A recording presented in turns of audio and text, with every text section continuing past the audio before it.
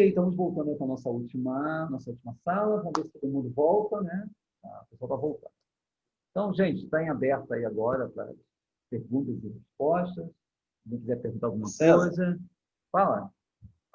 César, Eu estou ouvindo, irmão. dizem, né, foi-me dito, que quando você completa 52 anos, todo o alinhamento planetário está exatamente igual quando você nasceu. E tende a como se fosse um renascimento. Então, mudanças acontecem nesse período. E tanto é verdade que aconteceu com você aos 51 para 52, foi para aí, como eu, no mesmo período, fui para Resende. Larguei tudo no Rio e fui morar em Resende. Então, eu queria... E está dentro dos 50, que é o período começa a ser o período do guerreiro novamente, né? Isso aí. Isso aí. E queria pedir a você, se for importante agora no momento, colocar também os animais dentro de cada passagem dessa, né? Sim, de cada portal, né? Cada direção. Isso. Tá. Cada tradição vai, dependendo da região, dos animais que se encontram na região, vai se encaixar dentro da rota. Tá bom?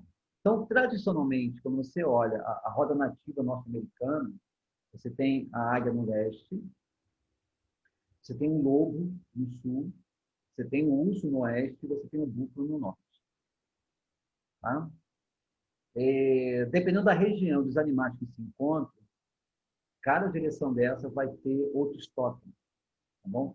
Isso é só de uma forma geral. Então, como eu não conheço os casos de todas as tradições, eu não tenho muito como colocar para vocês aqui. Então, assim, as aves de rapina, elas estão, de uma forma geral, ligadas ao leste. Todos os animais da noite e que vivem em cavernas, está no oeste. Tá? Todos os animais celestiais, tá bom? Que tem uma conotação mais celestial, que tem uma conotação mais sagrada, pertence ao norte. Tá? E todos os animais que é da água pertencem ao sul. Mas dependendo da região, se você vai para o xamanismo Kahuna, tá? O animal sagrado deles, que fica no norte, é a baleia. E aí? A baleia é da água, mas eles têm um animal sagrado para eles, que é a baleia, né? Porque é o que traz a maior fonte de alimento para eles. Quando você vai para a tradição norte-americana, o animal sagrado para ele é o búfalo, que é o que traz a maior fonte de prosperidade para eles.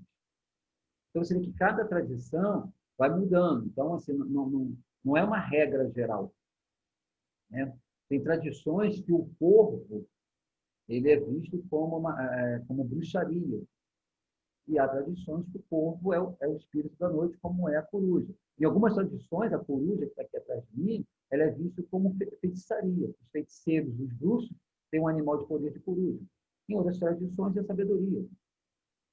Entende? Então, eu acho que é muito particular e é muito baseado naquilo que você sente como verdade para você.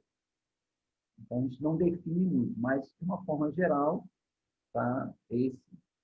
São esses animais que eu falei aí, até porque assim, meu estudo é muito voltado para os índios norte-americanos, até por uma questão dos meus mentores, dos xamãs que caminham comigo, ser dessa tradição. Tá? Então, eu me concentrei mais nessa tradição. Se você for estudar os incas e os maias, já muda alguma coisa. As direções mudam e o totem dos animais também muda. Mas não é o meu conhecimento, tá bom? Ok. Valeu, Miguel. Alguém mais aí quer fazer perguntas? Quer trazer informação? Na verdade, eu estou viajando nesse seu círculo que você mostrou aí. Porque se a gente prestar atenção, tá ouvindo? Estou ouvindo. Tudo é uma esfera, né? O planeta, o Sol, a Lua, o sistema solar, é tudo uma esfera. E se você colocar, acho que um sobrepõe o outro. Eu estou viajando, estou numa viagem aqui. E isso é fantástico, que como é uma esfera e gira, a gente tem oportunidade de aprender com vários outros, né? Sim, Quando muda, né? Em vários isso aí, ciclos, né? isso aí. É, Nossa, isso é muito legal. isso, assim, vai ser legal, assim, essa jornada que a gente vai fazer agora, uma jornada que a gente eu vou poder trazer um modelo antigo. Então, tanto que assim, eu vou dar um workshop na parte da manhã, a gente tem dança, né? Coisas que no outro, quando veio Vladimir, eu, o foco foi mais atento que naquele momento a gente precisava mais da purificação, tá? Nesse agora, a gente vai ter mais tempo. Então, assim, a gente tem estudo, eu vou falar da roda, eu vou falar mais sobre a tenda, tem toda uma aulinha que a gente faz, esse workshop que eu vou estar. Então, sempre eu vou estar agregando mais conhecimento. Então, quando a gente vai para a tenda, a gente vai com mais, pelo menos, com mais conhecimento, sabendo o que vai acontecer em cada direção, como é que os arquétipos trabalham conosco, entendeu? Então, esse agora ele vai ser assim um pouco mais completo, a gente vai ter uma noção muito maior, tá? Em relação a tudo isso aí. Tá bom? Nossa, muito legal. Obrigada, viu? Ah, então, vamos lá. Alguém mais aí quer perguntar alguma César, coisa? Oi, César, fala, tá me Vladimir. ouvindo? Estou ouvindo. Então, eu queria só que, assim, eu acho que talvez você tenha comentado mais sobre isso, talvez nas outras duas aulas que eu ainda não assisti, mas eu queria só que você me desse uma resumida, porque eu vi o Milton falando um pouquinho sobre isso. Você deu uma rápida passada nesse círculo, né, em que você coloca a questão até do nascimento. Eu acho que você coloca as estações, se eu não me engano, certo? Isso aí. Outono, inverno e tal. O que se encaixa ali? Qual é o arquétipo que se encaixa, por exemplo, no outono? O que se encaixa... Porque eu dei uma olhada rapidamente aqui no livro, e aqui tem, dentro dessa... Ele só não tem esse mapa que você tem aí na roda de cura. Ele tem um outro ciclo aqui que ele fala do oeste, do leste, mas essa questão dos animais de poder, né? O lar da águia amarela, essas coisas todas. Eu queria só entender um pouco isso. O outono é de que arquétipo, né? Então, vamos E aí lá. quem nasce nesse período é mais influenciado por esse arquétipo. Isso, então vamos lá. Você olhando o livro aí, a roda ela está dividida em cruz. Tá? Se você olhar no livro, é dividido em cruz. Tá? Isso é um estudo, tá? Que são as direções, a parte mágica do xamanismo, sendo que ela, como ela é americana, então ela pega as direções e os ensinamentos, os elementos do norte. A gente tem que olhar aqui para o sul. Tá?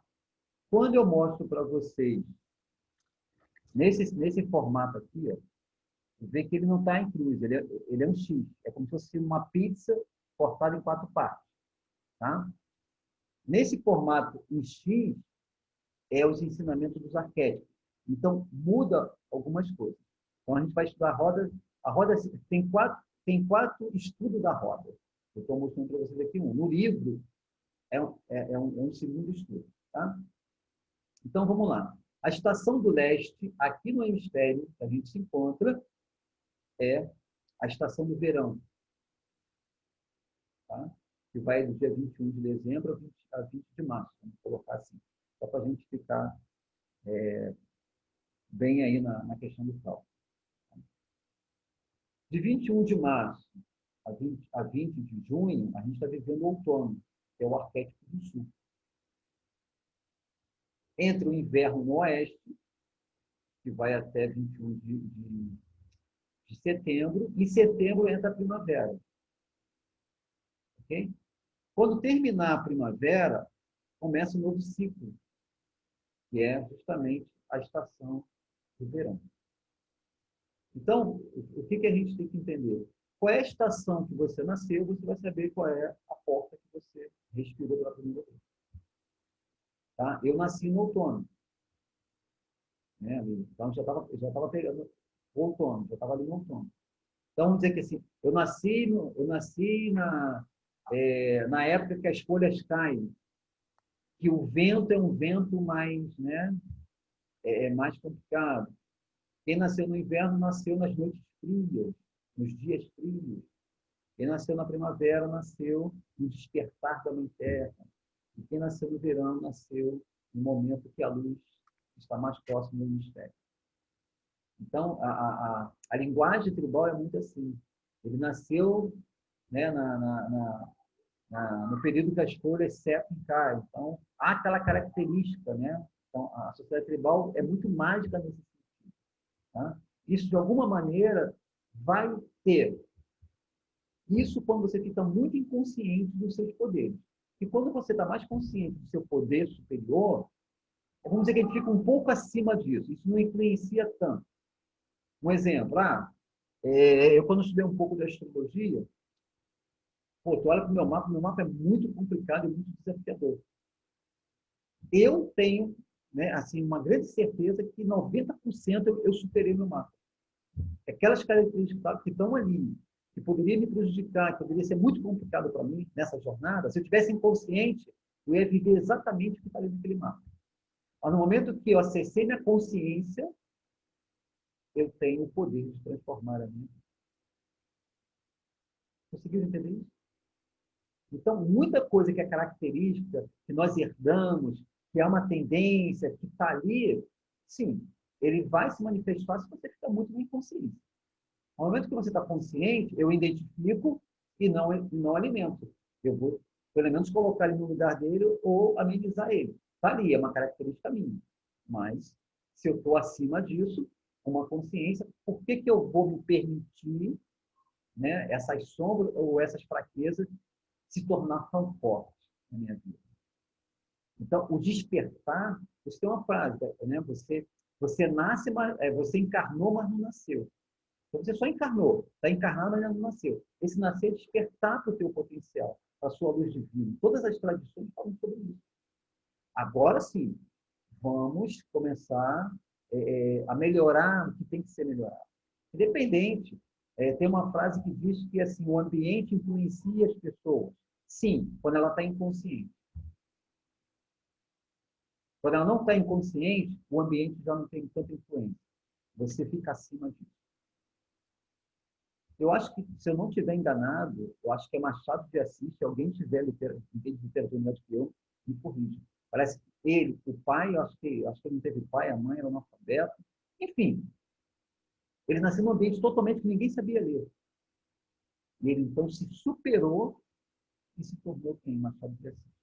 Um dos maiores escritores e filósofos que nós temos. Se eu não estiver enganado, acho que a história dele é essa. Ou seja, o ambiente influenciou ele não se deixou influenciar. Ok? Entenderam isso? O que é o despertar?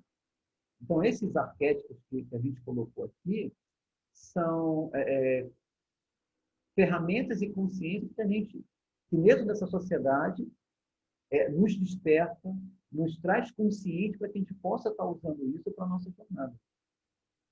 E isso é o despertar. Espero que eu tenha conseguido te explicar, o Vladimir não tem embolado mais ainda aí.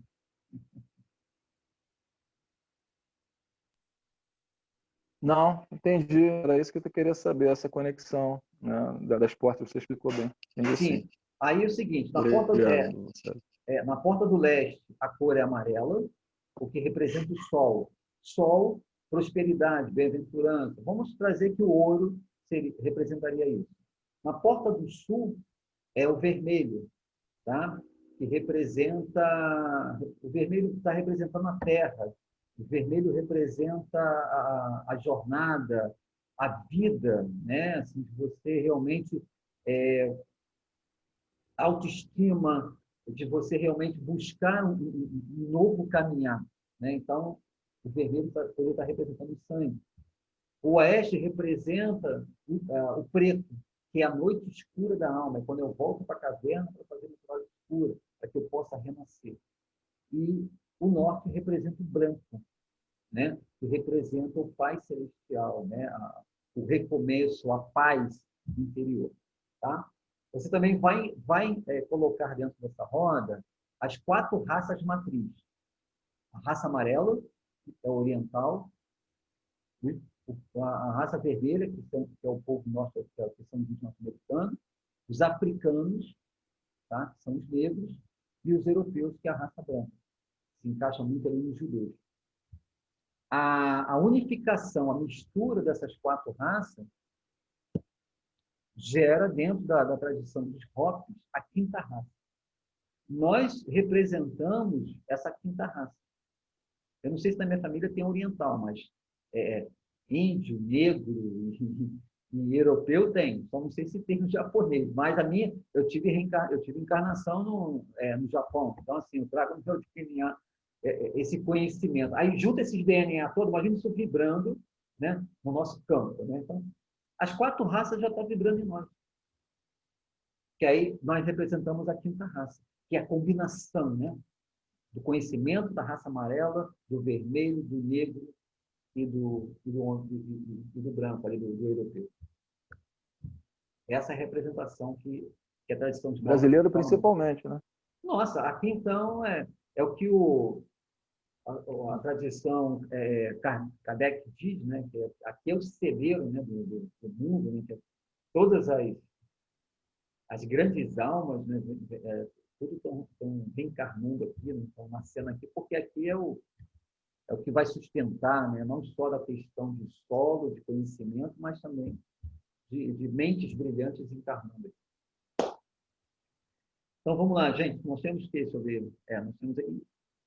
Caramba, está quase fechando. Hoje quase não vai dar para o pessoal falar, já vai dar 9 horas. Então, vamos lá. Alguém quer trazer alguma coisa? Nós temos 18 minutos. É isso, gente. Não sei. A gente está quase fechando. Alguém mais quer contribuir com alguma coisa? Quer falar aí com alguma coisa? Estamos abertos aí para...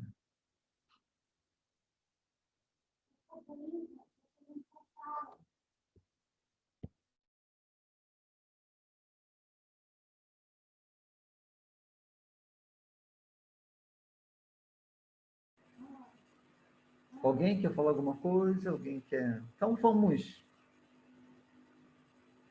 Eu estou aqui com 19. Eva. Oi, Marta. Diga aí, Martinha. Eva. Estou te ouvindo. Oi, tudo bem? Tudo bom. Uma coisa. Nessa roda que você colocou dos arquétipos, existe uma sequência, né? Não, teoricamente. Né? Eu colocando uma sequência para que a gente pudesse, vamos dizer assim, ficar mais organizada. A mente lógica precisa um pouco dessa sequência, né? Mas, assim... Entendi.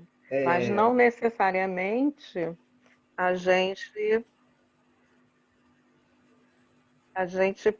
pode passar nessa sequência. Pode ser que a gente se encontre fora dessa sequência, em vários momentos, né, da vida da gente. Isso. Imagine que, assim, a cada instante, esses arquétipos, eles estão atuando. Eu falei ele por parte só para a gente ter uma noção, entende? Mas não significa que a gente vai estar vivenciando, assim, etapas ali certinho, não. Uhum. Tá? Vamos supor, a gente vai dormir. Eu digo quando você fala ao nascer até 10 anos. Ah, não, sim. Aí, de 10 a 20, isso, de 20 a 30. Isso aí segue teoricamente uma sequência. Se você olhar, se você fizer assim, uma análise bem criteriosa dos nossos comportamentos e do que aconteceu na nossa vida, você vai ver que bate essas experiências. Entende? Então, o sonhador, que é o visionário, a gente é muito isso quando é criança. A gente sonha com a vida, a gente vê, tudo é muito mágico, tudo é muito bonito, né? A gente tem os nossos amigos imaginários, está muito aberto a nossa mediunidade quando a gente é criança. Conforme a gente vai chegando ali aos 10 anos, isso vai meio que adormecendo, porque a gente vai se socializando, vai para as escolas, a gente começa a conhecer o mundo, aquilo se perde. Uhum. Né? Dos 10 aos 20, você tem aquele momento que você começa, vamos supor, o homem, né? O garoto, ele começa a descobrir uma porção de coisa. Né? Que ele tem uma força, ele começa a se apaixonar, ele começa a querer ser melhor do que todo mundo, aí ele vai se destacar no esporte, aí começa a surgir o ego, não, mas eu sou bom nisso, eu sou bom naquilo. Outros, como não conseguem se destacar, começam a perder o empoderamento. Uns ficam mais fortes e o outro perde o empoderamento. Tá? Então, essa fase até os 20 anos ali, né? Que fala assim, que tu é mais kamikaze, você não tem medo de nada, bota a mochila nas costas, você praticamente conhece o mundo, vai para as farras, faz uma porção de bobagem. É um momento de você fazer muita bobagem. Tá bom? Dos 20 aos 30, é como se a vida já começasse, para alguns, vamos dizer, que começa a te cobrar alguma coisa. Você se torna um pouco mais responsável. E aí as experiências começam a ficar mais marcantes. Entende? Você começa a entender, pô, peraí, cara. Aí tu olha, pô, eu quero ter coisas materiais, eu quero ter minha vida, eu quero ter meu carro, eu quero ganhar meu dinheiro. Você sai um pouco daquela coisa da farra da juventude e começa a trilhar algo para o futuro. E ali você começa a ter certas experiências e amadurecimento. Entende? Então, dos 30 aos 40, isso se torna até bem mais uns forte. 30. Isso. Né? Aos 30, tudo aquele, pô, peraí, agora a mulher amadurece mais cedo nesse sentido. Aí eu já, quer dizer, homem, seria o normal, né? Isso. Mas O dos homem... 30, vamos dizer, dos 30 aos 60, eu acho que varia muito, acho que de momento, de pessoa para pessoa. eu acho também é muito, assim, as experiências que ele tem na vida, né? O conhecimento que ele busca para apoiar ele nessa jornada, né? Um exemplo, né? Você pega um arquétipo E o feminino. amadurecimento também, né? O arquétipo feminino dos 20 aos 30 anos, nossa, isso é provado cientificamente, tá? Amadurece muito mais rápido do que o homem. O homem só vai ter a maturidade que a mulher conseguiu dos 20 aos 30 anos, dos 30 aos 40. É quase que uma regra geral. Tu pega uma mulher já de 30 anos, a maioria dela já tem muita coisa definida. Enquanto o homem, ele está saindo daquela coisa né, da farra, de ter vivido a vida, de ter curtido a opção de coisa, e começa, então, a pensar. Tanto que tem aquela máxima que quando a mulher chega aos 30 anos, fala assim, meu Deus, eu ainda não casei, eu não tenho minha casa própria, não sei o quê. Enquanto o homem, cara, agora eu vou pensar na vida, né? Porque ele tem essa coisa que, quando ele chegar aos 40, ele quer. Enquanto o arquétipo feminino não. Né? Quando chega aos 30, ela, meu Deus, e agora? Eu tenho que ter isso, eu não encontrei uma relação. Eu já peguei muito, mas vem cá, onde que está escrito que você vai ser feliz chegar aos 30 anos com tudo isso resolvido? Aí era uma crença, era uma programação. Tá? Mas a maioria, elas chegam lá muito mais madura do que o homem. O homem começa um pouco mais para frente. Tá? Assim, de uma regra assim, um pouco geral.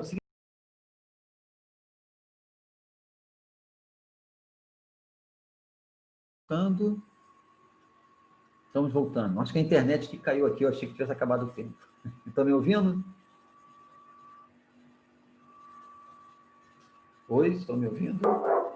Eu estou te ouvindo. Tá, acho que foi a internet que caiu. Achei que o tempo tivesse acabado. Agora sim. Pronto, foi a internet que caiu, a gente voltou. Né? A gente está dando esse explico aqui. Gente, mais alguém? Nós temos aí o quê? Nós temos 25 minutos. Obrigada. Nada, espero que você tenha entendido aí. Então, vamos lá. Mais alguém quer? Sim, claro. Quer compartilhar aí? Quer trazer alguma coisa para a gente? Querem fazer pergunta? Vamos lá, meu irmão Frank. Irmão. Boa noite. Boa noite, irmão. Tudo bem? Tudo na paz.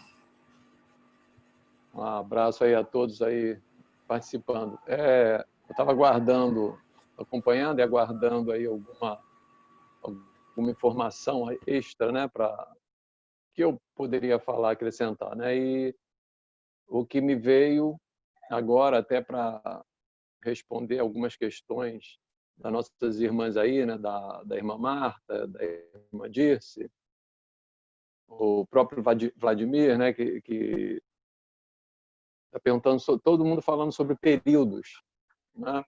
Então a ideia que me veio, que eu já havia lido alguma coisa a respeito sobre isso, que só é mais difícil para a gente porque, como a gente está aprendendo, a gente aprende realmente de sequências, de partes disso tudo.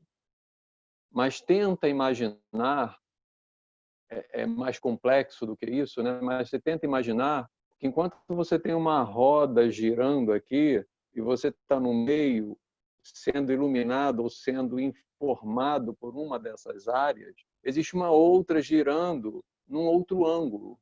Então imagina como um átomo, aquela figurinha do átomo que a gente aprende na escola, né? Que o núcleo tem vários elétrons correndo, então tem um rodando assim, um assim, o outro na horizontal, um tem um ângulo mais para baixo, enfim, e vai fazendo aquela coroa de elétrons. Isso são as rodas da nossa vida. Por isso que às vezes pode gerar essa confusão, mas como o irmão está explicando, você está numa porta de certo tempo, de certo período de anos, e é aquela porta de uma certa direção, mas você às vezes está sentindo uma experiência, você tem a base daquela experiência, daquela porta, mas depois você vira, em determinado momento, você está tendo uma experiência de uma outra coisa diferente, que parece até que é de outra porta ou de outra situação, mas é porque há uma outra roda girando naquele mesmo momento junto com aquela outra. É complicado, né? Eu sei que o desenho aqui está meio, né? Eu estou tentando traduzir a informação, mas é aquele giro que, ao mesmo tempo que você está numa roda, você está na casa 5, na outra você está na casa 10, sofrendo aquela influência daquela energia e, ao mesmo tempo, dessa. É por isso que a gente vive tão com dificuldade, às vezes, de entender, né? Porque nós temos uma mente muito hoje aquela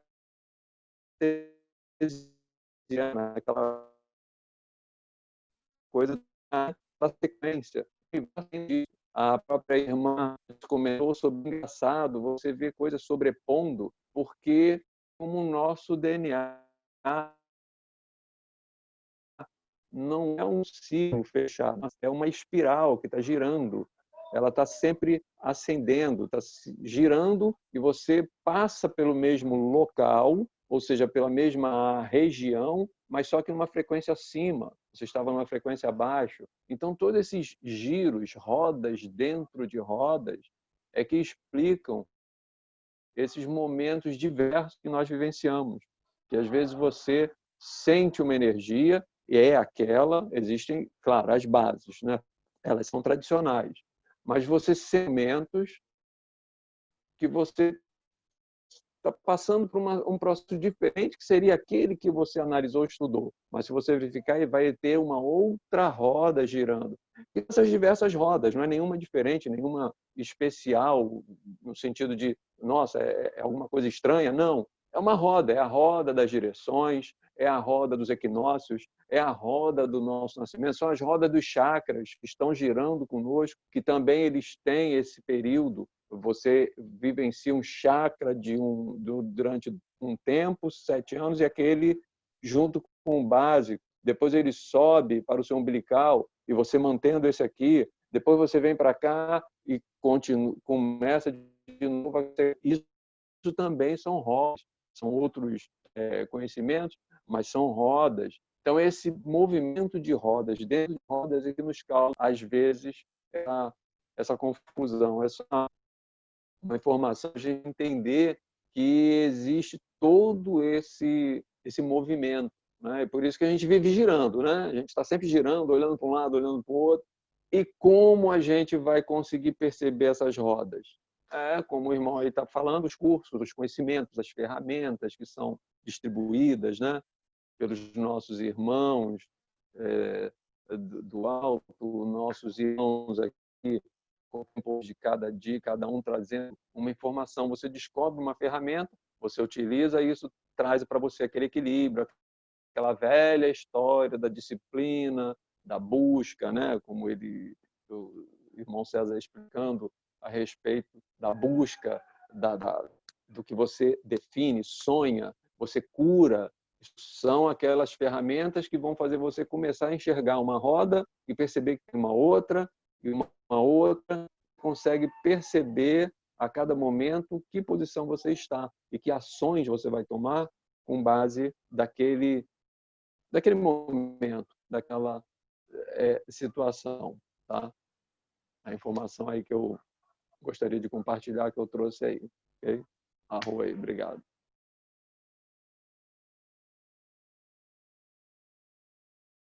Gratidão, meu irmão. Gratidão. A ideia, assim, ele falando, a gente pode lembrar que quando você olha para a roda de um carro girando, né? Ela dá a impressão que ela está rodando para trás, ao mesmo tempo rodando para frente. Que essa visão de ótica, né? Que elas estão ali dentro do mesmo processo, né? Então, um exemplo. Agora à noite a gente vai dormir. O dormir, você morre. Morrer é oeste, tá? E aí, quando você vai morrer, você confia em quem? O que você faz na hora que você vai dormir? Acredito que todo mundo aqui faz uma prece, uma oração, agradecendo pelo dia, né? E, enfim, você está entregue a quem? Aos teus mentores que vão junto com você. Para onde você vai no astral, né? Então, no astral você vai para alguma dimensão. Os seus guias e mentores estão ali te acompanhando. Quando o dia na transmissão. Quando o dia está amanhecendo, você retorna. E esse retornar, quando o dia amanhece, que você senta para rezar, você está utilizando quem? O arquétipo do sonhador. Você está rezando pelo seu dia, junto com o oeste e junto com o leste. Eu estou rezando pelo meu dia. Rezei o meu dia, eu vou para a ação do dia. Qual é a ação do dia? Aí cada um tem sua ação. Essa ação é o arquétipo do guerreiro. Ação, fazer acontecer. Então, o tempo todo, a gente está interagindo com esses arquétipos. Só que a gente não presta muita atenção que esse movimento pertence ao mestre, que esse movimento pertence... Então, de repente, você vai chegar de noite, teve um dia muito desafiador, o que você vai fazer? Você vai tomar um banho, você vai sentar para se conectar com o seu eu superior. E ali, naquela conexão, você tem ali a orientação dos seus mentores. Já é o norte. E aí você, vou acender um fogo, vou acender um cachimbo, eu vou me rezar. Já é o curandeiro. Tu já acessou o curandeiro.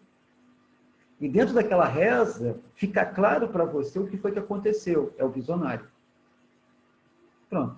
E aí, assim, no dia seguinte, você vai procurar mudar o seu hábito ou vai ter uma nova ação em relação para que aquilo não aconteça mais. Essa nova ação é o guerreiro. Então, entenda que o tempo todo a gente está trabalhando esses arquétipos. Tá bom? Só que, assim, a explicação aqui foi por etapa, que é para a gente ter, assim, entender, né? No momento, bem, eu conheço os arquétipos, eu vou fazer uma transformação, eu quero mudar a minha vida. Quando você tem os arquétipos e sabe o que cada um deles vai te trazer, fica mais fácil você fazer as mudanças. Então, eu sei que para qualquer mudança, eu tenho que buscar a visão. Eu vou buscar a visão dentro do sonhador. Tá? Praticamente o guerreiro ele é o último. O guerreiro vai ser o momento da ação. Preciso identificar os meus medos. O que está impedindo? Aonde está minhas fraquezas? O que eu não estou conseguindo perceber que está me atrapalhando? Aí é o curandeiro. E eu vou pedir uma orientação ao meu eu superior em relação àquilo ali. Quando tudo isso já está ali mais ou menos claro para você, você criou uma estratégia, aí tu vai para o guerreiro. O guerreiro, então, vai fazer essa grande mudança. Mas primeiro você sonhou, curou, orientou. E o guerreiro, nesse momento, ele vai ser o último arquétipo a ser ativo. Bem, resolvi e vou fazer a mudança. Esse arquétipo é do guerreiro. É assim que a gente trabalha com esses arquétipos dentro do caminho nativo. Tá bom? Meus irmãos, linda noite para todos, um bom descanso. Obrigado pela participação de vocês. Peço a vocês que compartilhem com os amigos, façam isso aí, de repente, chegar para as pessoas que, de repente, quer conhecer um pouco dessa filosofia, tá bom? Estamos nos preparando aí para esse mês aí, a gente está junto aí na nossa jornada.